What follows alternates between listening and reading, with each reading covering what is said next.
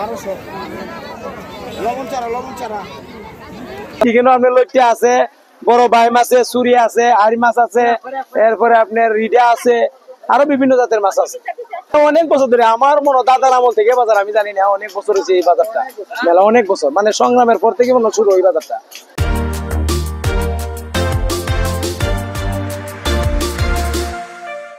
শুটকি মেলাটি এটা দীর্ঘদিনের পুরনো একটা ঐতিহ্যবাহী মেলা।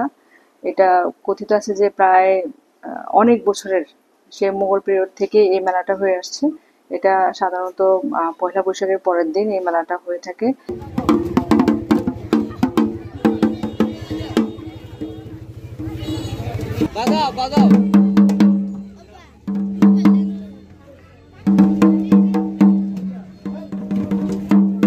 পয়লা বৈশাখের উপলক্ষে আমরা শুটকি বেশি, আমাদের দেশি শুটকি আছে, আপনার শৈলে ডাফা আছে, গুছা আছে এবং বাইম আছে, শৈল আছে, বোয়াল আছে।